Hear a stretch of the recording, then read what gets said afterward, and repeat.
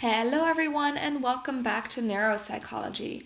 So in the last video we talked about the two first classes of drugs based on their most pronounced effects.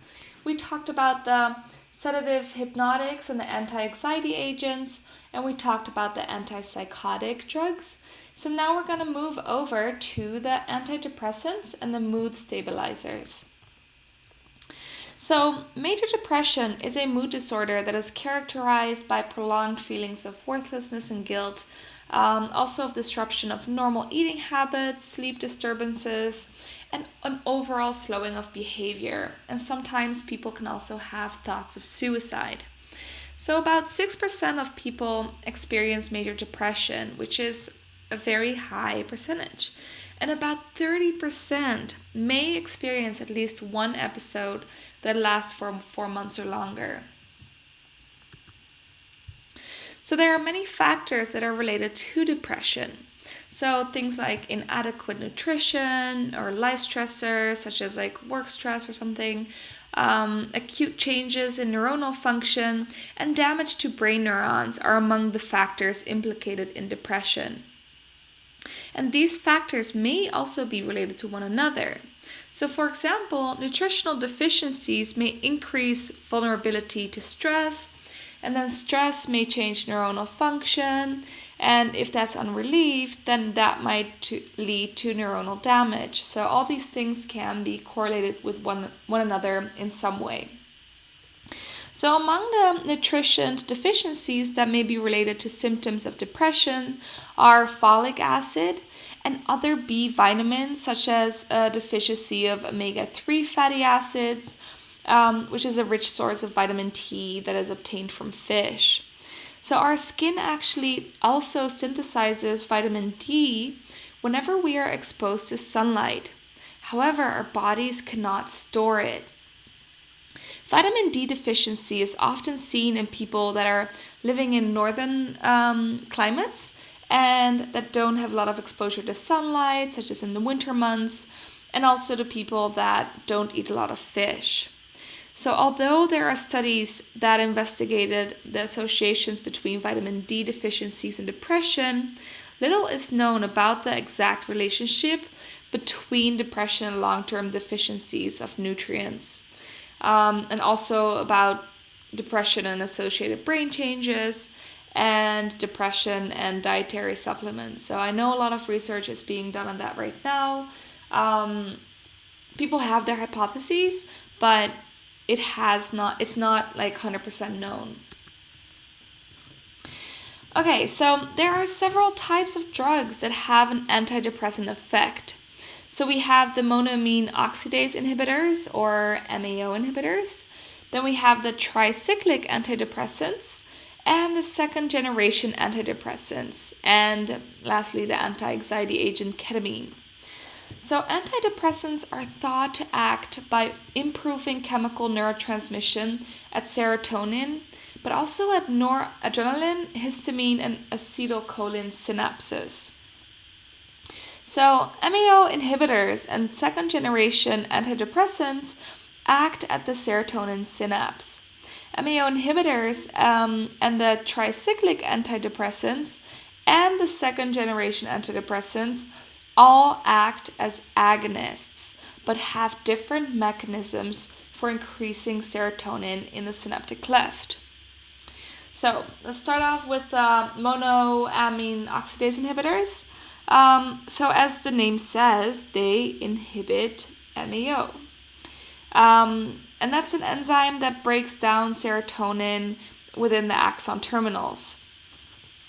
In contrast, tricyclics and second generation antidepressants block the reuptake transporter that takes serotonin back into the axon terminal. The second generation antidepressants are thought to be especially selective in blocking serotonin reuptake, and therefore we also call these selective serotonin reuptake inhibitors.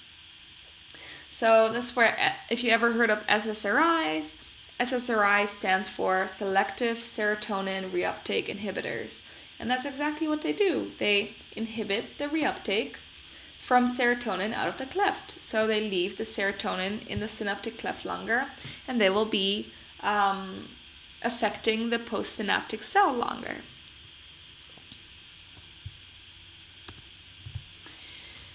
Okay, so going through all the slides of all the different drugs, I told you guys I was going to go over some neurotransmitters. So serotonin is the next one. So serotonin is a monoamine neurotransmitter, and it is derived from tryptophan. So tryptophan is, for example, also something that's in turkey.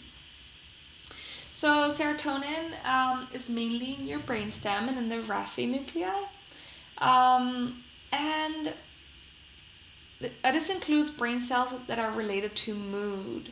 So things like sexual desire and function, appetite, sleep, memory learning, temperature regulation, and also some forms of social behavior. That's what serotonin is responsible for.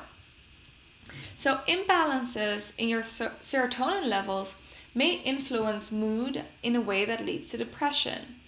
And antidepressants kind of focus on trying to rise your serotonin levels. Okay, so this is technically what I just went over 2 slides ago. So we went over the 3 different ones. We have the MAO inhibitors, tricyclic antidepressants, and the SSRIs. So the MAO inhibitor, they inhibit the breakdown of serotonin so that more serotonin is available for release. And then SSRIs, as the word says, they block the transporter to reuptake serotonin, so it will stay in the cleft longer and it will have more or longer, it's longer active to act upon these receptors of the postsynaptic cell. Okay, so although these drugs begin to affect synapses very quickly, their antidepressant actions can sometimes take weeks to develop. So an explanation for this is that antidepressants such as SSRIs, they stimulate the second messengers in neurons to activate and repair those damages by stress. So one SSRI in particular, called Prozac, increases the production of new neurons in the hippocampus, which is an important structure in the limbic system and the temporal lobe, as we talked about many, many times. So the hippocampus is very vulnerable to stress-induced damage. And we will go over this in more detail later, especially in the hormone video, the last one of this chapter. So, however, the restoration by Prozac is proposed to underlie one of the drug's antidepressants' effect. So, the sad thing is about 20% of patients with depression fail to respond to antidepressant drugs, so they don't always work for everyone. And studies have showed that ketamine can very rapidly alleviate depressive symptoms. So this led to a search for a similar compound. However, ketamine has a lot of hallucinogenic properties, so people are still trying to find a similar compound without those hallucinations as side effects. So of all the psychological disorders, major depression is one of the most treatable. And you also have things like cognitive interpersonal therapy and behavioral therapy that have been shown to be just as effective as drug therapy. And I always think that you should try those first before going over to drugs, because drugs can be bad for your brain. So most people can recover from depression within a year of onset. However, if the illness is left untreated, the incidence of suicide is actually very high, which is very sad. Okay, so we talked about the antidepressant medications. Let's move over to the mood stabilizers. And they also fall in the same class, so they fall in the 3rd class. So, bipolar disorder is a disorder that is characterized by periods of depression, alternating with normal periods, and then also alternating with periods of intense excitation, which is also called mania. And according to the NIH, or the National Institute of Health, bipolar disorder affects around 2.6% of the adult US population, which is pretty high. The difficulty of treating bipolar disorder with drugs, however, is related to the difficulty of understanding how a disease produces symptoms that appear to be opposites. So mania is when people are super excited and super happy. And then depression is kind of the opposite, right? So when people are very sad and don't have a lot of energy. So how can you attack both of these symptoms with just one drug? So often bipolar disease is treated with a number of drugs, and each is directed towards a different symptom. So mood stabilizers such as, for example, lithium carbonate, they kind of mute the intensity of one pole of the disorder, thus making the other less likely to occur. And a variety of drugs effective in treating epilepsy, such as valproate and carbamazepine, have positive effects, perhaps by muting neuronal excitability during the mania pole. Antipsychotic drugs that block D2 receptors effectively control the hallucinations and also the delusions associated with mania. And because all of these treatments have side effects, enhancing beneficial effects while minimizing the side effects is a major focus of the new drug development. Okay, so this is the end of this video, and I will see you guys back soon for the next one.